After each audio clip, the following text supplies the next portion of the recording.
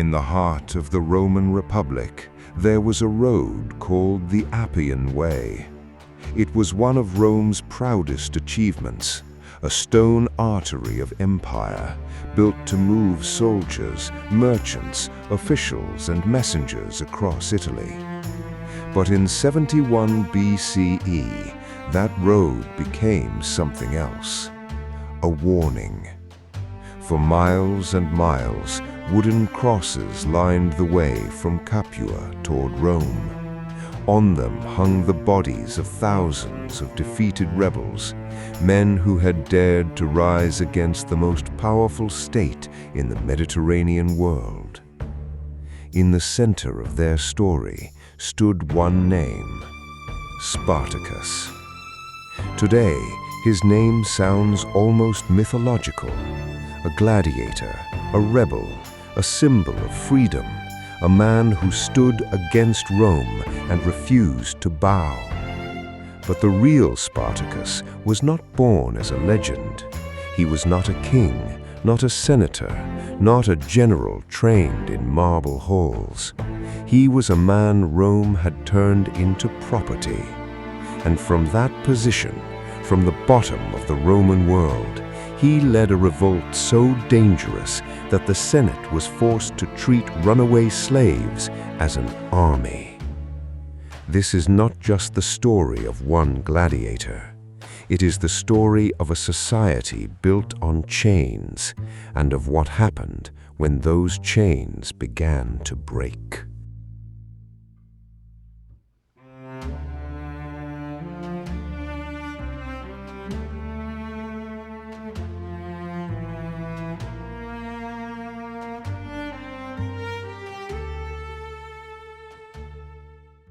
To understand Spartacus, we first need to understand Rome. The Rome of the 1st century BCE was not yet ruled by emperors. It was still a republic, officially governed by elected magistrates, aristocratic families, assemblies, and the Senate. But beneath its political language of honor, law, and citizenship, Rome depended on a brutal reality: slavery.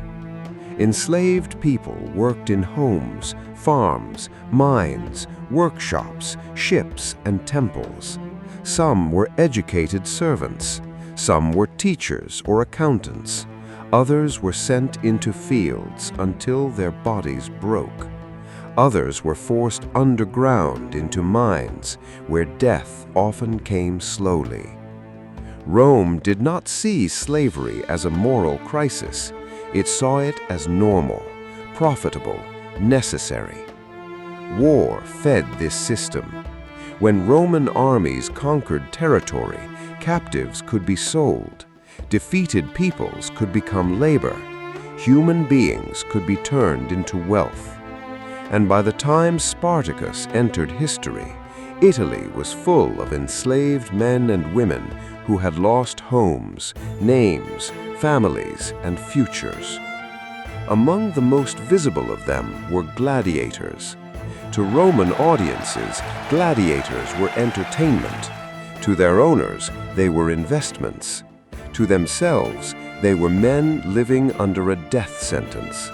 They trained to kill and to die for the pleasure of crowds. A gladiator could become famous. He could become admired. People could cheer his name.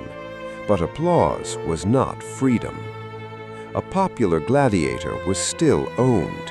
His body was still controlled. His life still belonged to someone else. And in the city of Capua, in southern Italy, there was a gladiator school where that reality was about to explode. Capua was one of the great centers of gladiatorial training in Italy. Inside one of its schools, owned by Lentulus Batiatus, men were prepared for the arena.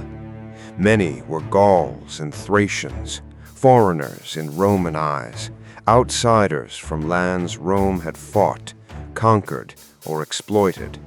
One of them was Spartacus. The details of his early life are uncertain. Ancient writers tell us he was Thracian. Some accounts suggest he may have once have served in the Roman army, then deserted or rebelled before being captured and sold into slavery. This matters because Spartacus was not simply a strong man with a sword. He seems to have understood discipline, movement, timing, the weaknesses of Roman commanders, the difference between a mob and a fighting force. In later legend, Spartacus becomes almost perfect, noble, heroic, larger than life. But the real man is harder to see. We know him mostly through Roman and Greek writers, people who wrote after the revolt, from the world that defeated him. We do not have Spartacus's own words. We do not have the manifesto of the rebels. We do not know exactly what he dreamed of when he looked beyond the walls of the gladiator school. Maybe he wanted to return home. Maybe he wanted revenge. Maybe he simply wanted what every enslaved person wanted, to no longer be owned. At first, the plan was not to overthrow Rome. It was to escape.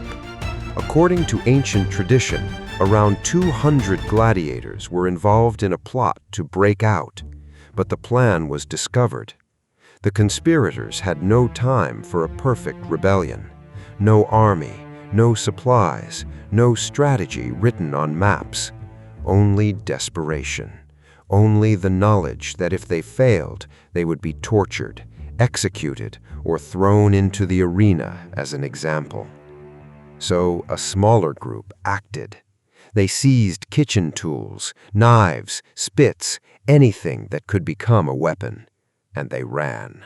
Not as an army, not yet, as hunted men. Imagine the first minutes, the shouting, the confusion, the shock of guards who suddenly realized that the men trained to kill were no longer waiting for permission. The fugitives fled Capua and seized real weapons from wagons carrying gladiatorial arms. That moment changed everything. A kitchen knife could help a man escape. A sword could help him fight. Spartacus and the others moved toward Mount Vesuvius. Today, Vesuvius is remembered for destroying Pompeii in 79 CE. But in Spartacus' time, it was not yet the frozen symbol of volcanic catastrophe. It was a mountain, steep, difficult, and useful for men who needed to disappear. Rome's first reaction was not panic, it was contempt. To the Roman elite, these were not soldiers, they were runaway slaves, criminals, property out of place. So Rome did not immediately send its best armies. It sent a force to contain them.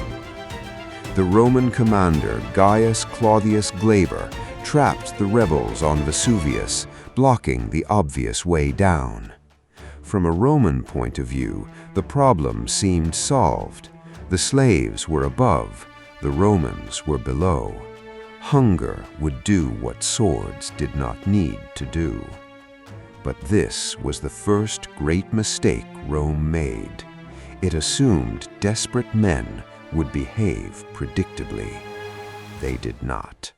The slopes of Vesuvius were covered with wild vines. According to the ancient story, Spartacus and his men used those vines to make ropes or ladders. Then, under cover of darkness, they climbed down the cliffs where the Romans did not expect them. It was exactly the kind of move Rome had failed to imagine. Not a formal battle, not a noble duel, a desperate, brilliant act of survival. The rebels descended behind or beside the Roman position and attacked. Glaber's force was defeated. For Spartacus, this victory was more than military. It was psychological. The men who had been hunted had now beaten Roman soldiers, and word spread. across farms, across estates, across slave quarters, across southern Italy. There were men with weapons on Vesuvius. They had escaped. They had survived. They had defeated Rome, and they were still alive. For enslaved people, that news must have sounded impossible. For Roman landowners, it must have sounded like a nightmare beginning to breathe. Soon the group grew. Runaway slaves joined them, shepherds joined them, field workers joined them, people with nothing to lose joined them. Spartacus, Crassus, Ionomus, and other leaders now faced a new problem. Escaping is one thing. Commanding thousands of desperate people is another. A small band can hide. An army must eat. An army must move. An army must decide what it is trying to become. This is where the story becomes more complicated than legend. Modern films often imagine the rebellion as a clear war for universal freedom, led by a man with a single noble mission. But history is messier. The rebels were not one simple group. They came from different lands, spoke different languages, and probably wanted different futures. Some may have wanted to cross the Alps and leave Italy forever. Some may have wanted revenge on Roman masters. Some may have wanted plunder, food, and survival. Some may simply have followed the strongest chance they had. Spartacus's achievement was that for a time he held this storm together. His army defeated more Roman forces. It moved through southern Italy. It became large enough that Rome could no longer dismiss it as a local disturbance. And the timing was dangerous for the Republic. Rome was powerful, but not invincible. Its armies were spread across the Mediterranean world. Its politics were tense. Its elite families competed for glory. And now, in Italy itself, not in some distant province, an army of enslaved people was defeating Roman officials. To understand why this mattered, imagine the Roman fear. This was not simply about lost battles, it was about the system. If slaves could fight, if slaves could organize, if slaves could defeat Roman officials, what else could happen? Every villa, every estate, every household depended on obedience. Spartacus threatened that obedience, not by giving speeches in the Senate, but by surviving. So why did Spartacus almost succeed? First, Rome underestimated him. The earliest forces sent against the rebels were not the full weight of the Republic. They were smaller, hastier responses to what Roman leaders thought was a disorder problem. Second, Spartacus used mobility. He did not try to hold a city like a king defending a throne. His forces moved. They used terrain. They avoided being trapped when possible. They struck where Roman commanders were weak. Third, the Roman commanders were divided by ambition.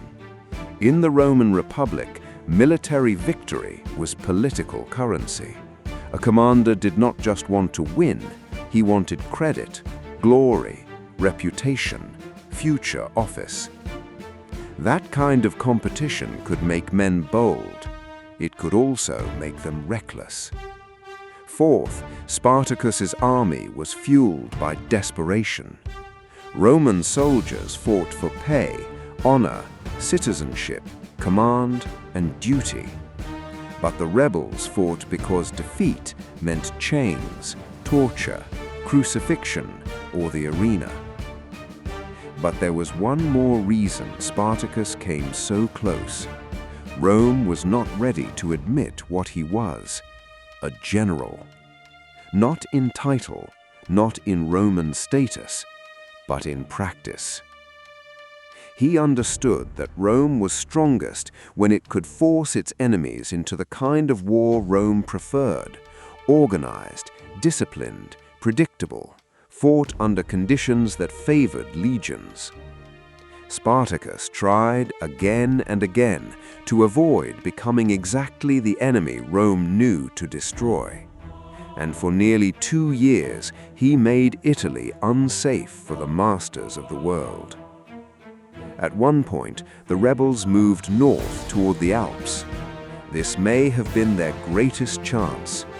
Beyond the mountains lay escape from Italy. The dream was simple: get out of the peninsula, scatter, return to homelands, vanish beyond Roman control. But then the rebel army turned back south. Why? Ancient sources do not give us a perfect answer. Maybe the army disagreed. Maybe many did not want to leave. Maybe success made them overconfident. Maybe the logistics were too difficult. Maybe Spartacus himself changed his plan. This is one of the great mysteries of the revolt, and it may have been the turning point. Because once the rebels remained in Italy, Rome had time to gather its strength.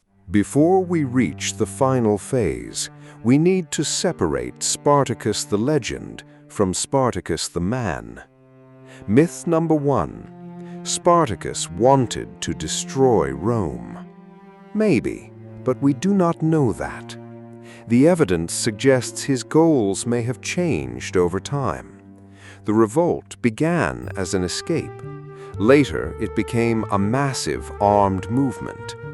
At different moments, Spartacus seems to have aimed for survival, movement, and possibly escape from Italy. Myth number 2. Spartacus led a united army of freedom fighters with one clear ideology. Again, probably too simple. His followers were a mix of gladiators, slaves, herdsmen, and desperate people from different backgrounds. Their motives were likely not identical. Myth number 3. Spartacus was just a brute with a sword. This is also wrong. Even hostile or distant sources remember him as unusually capable. His campaign required intelligence, leadership, discipline, and tactical imagination. Myth number 4. Rome defeated him easily.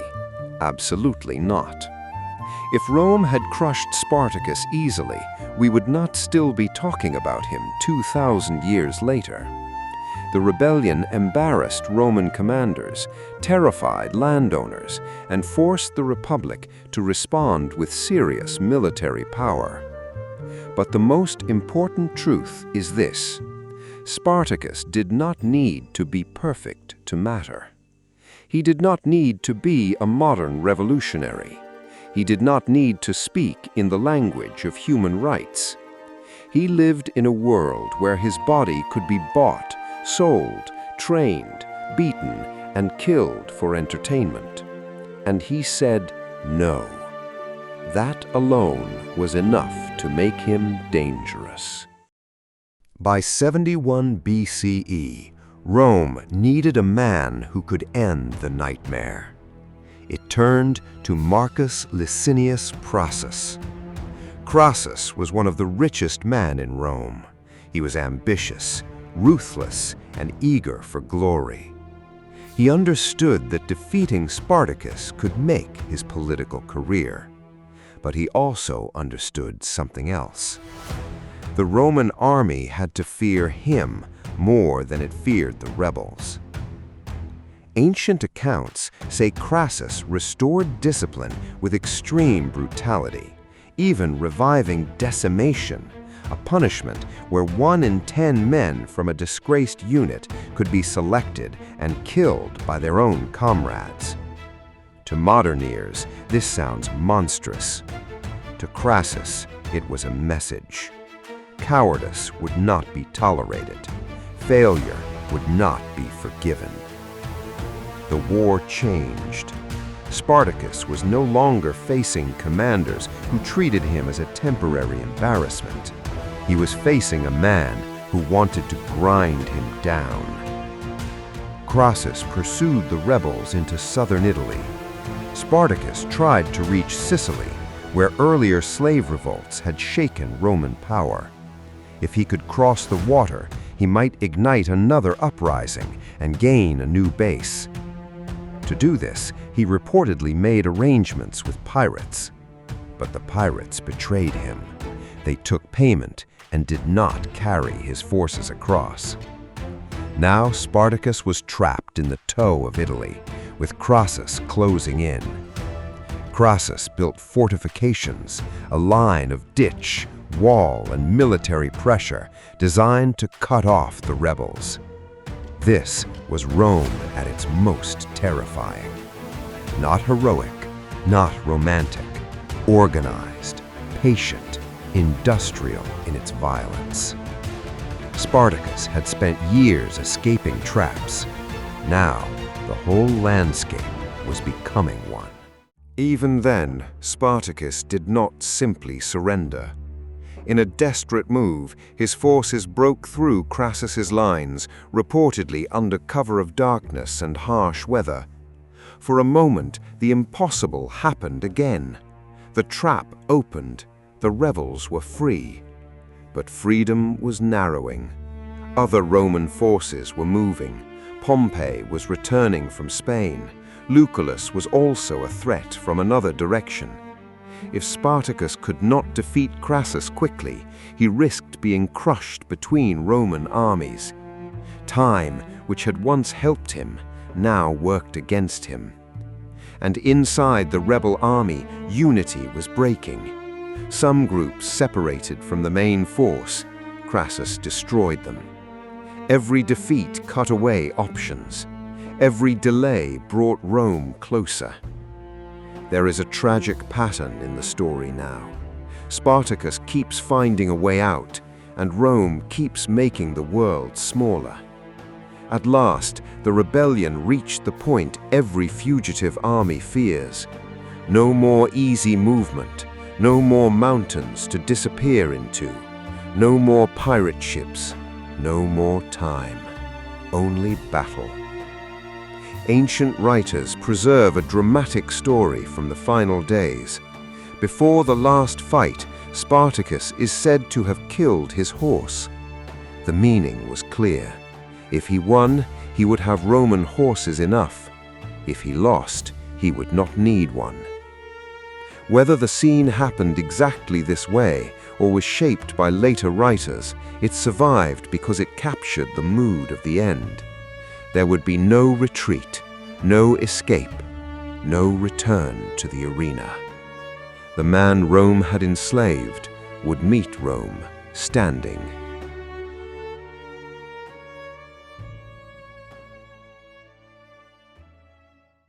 The final battle was brutal. The rebel army, exhausted and divided, faced disciplined Roman legions under a commander who knew that victory had to be complete. Spartacus fought in the front.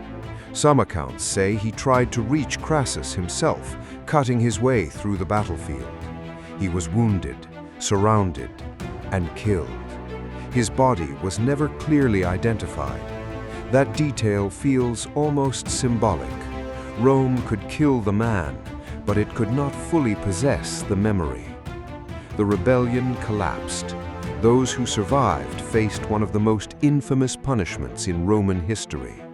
Thousands of captured rebels were crucified along the Appian Way. Not hidden, not buried, displayed. A message written in bodies. This is what happens when slaves rise.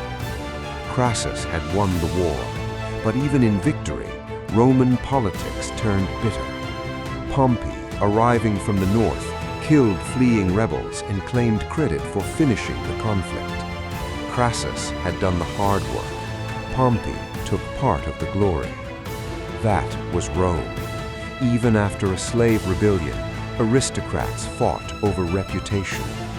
But the deeper truth could not be erased.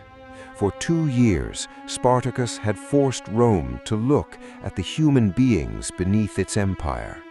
And Rome answered with crosses. So what if Spartacus had won? If by won we mean conquered Rome, the answer is probably simple. That was extremely unlikely. Rome had too much manpower, too much organization, too much military depth. Spartacus could humiliate Roman commanders, he could survive, he could win battles, but destroying the Republic itself was another matter. A more realistic victory would have been escape. If Spartacus had led thousands across the Alps, the revolt might have ended not with crucifixions, but with disappearance. Rome would still have survived. Slavery would still have continued. The Republic would still have marched towards civil wars, Caesar, and empire. But the story would feel different. Because then Spartacus would not be remembered as the rebel who died against Rome. He might be remembered as the man who beat Rome by refusing to play its game. Yet, history gave us the darker ending, the one with the road, the crosses, the warning. And still, Rome did not get the final word, because the purpose of crucifixion was to erase dignity, to turn people into examples, to say, you were nothing, and you will be remembered only as punishment. But Spartacus is not remembered as nothing. He is remembered because for one terrifying moment, the Roman world turned upside down.